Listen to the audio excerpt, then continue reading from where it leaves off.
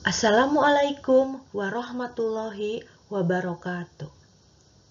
Sampurasun, wilujeng enjing barudak, mugia sadaya aya dina kaayaan sehat walafiat.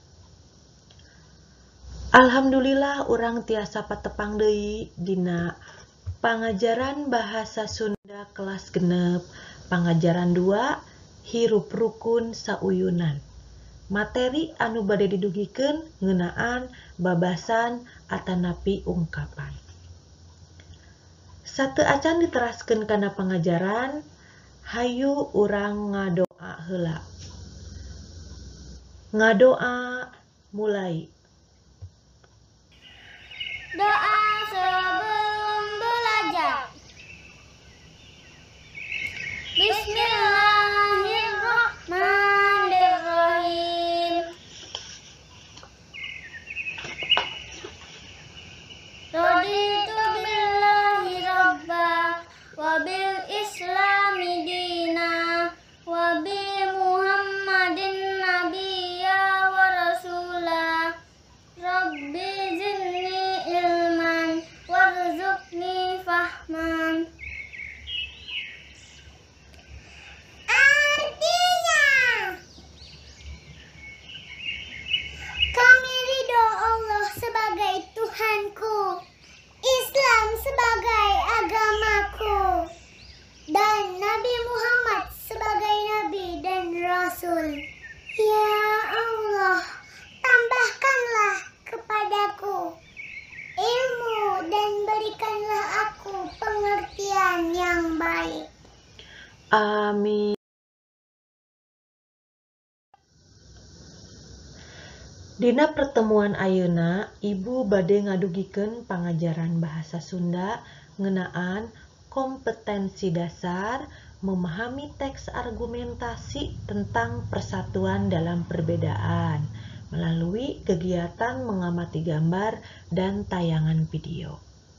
Tujuan pembelajarannya, setelah selesai mempelajari materi pada bagian ini, peserta didik diharapkan dapat memahami teks argumentasi tentang persatuan dalam perbedaan melalui kegiatan mengamati gambar dan tayangan video, serta dapat menyajikan isi teks argumentasi tentang persatuan dalam perbedaan baik secara lisan maupun tulis.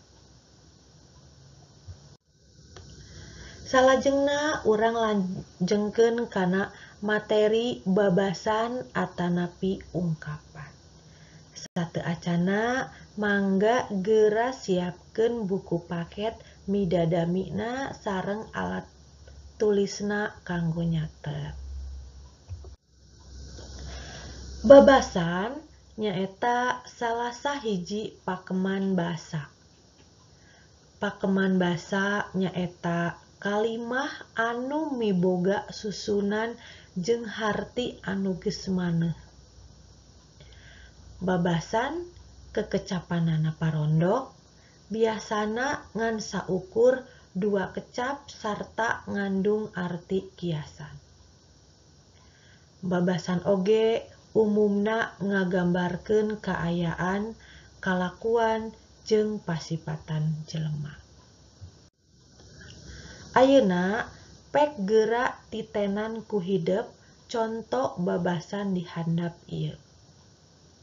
Nu kahiji aya berat birit, artina kedul hese dititah. Nu kadua bodo alewoh, artina bodo tapi daek tatanya jadi bisa. Contoh nu katilu amis budi, artina hade budi, teu weleh seuri ka batur atawa marah mai. Contoh nu kaopat gede hulu, artina sombong atawa adikung. Contoh babasan nu kalima ahli leleb, artina beuki barang dahar. Contoh nu kagenep aya bagja teu daulat, artina teu tulus meunang bagja atawa kabungahan. Contoh nu katujuh akal koja, artina akal jahat. Contoh nu kadalapan nyaeta panjang leungeun, artina tukang nyokotan barang batur atawa maling. Nah, ieu aya sababaraha hiji contoh babasan. Ayeuna urang dilanjutkeun kana ngalarapkeun babasan kana kalimah.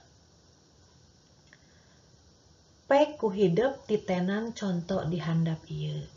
Nu kahiji, ulah ulin jeung si Anwar, manehna mah panjang leungeun.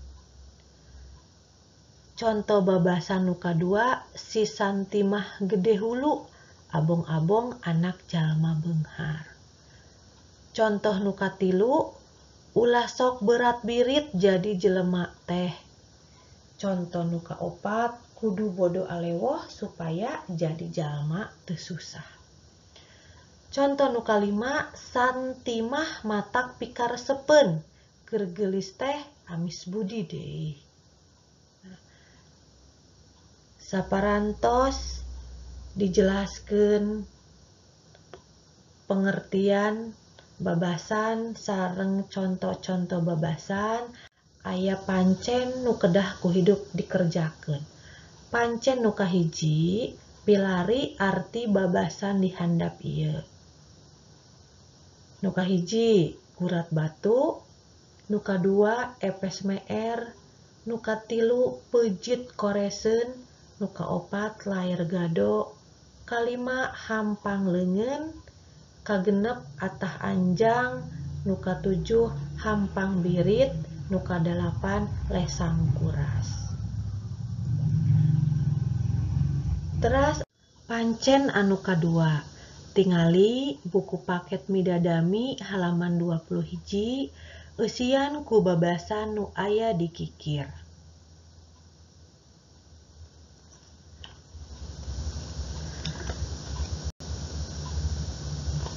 Saatos pancen hiji sareng dua dikerjakeun, teu kenging hilap, kintunkeun ka ibu lewat WA atanapi Google Classroom. Alhamdulillah pangajaran dinten ieu parantos rengse didugikeun. Tong hilap catet dina buku tulis naon anu atos didugikeun ku ibu. Patepang deui dina pangajaran anu salajengna.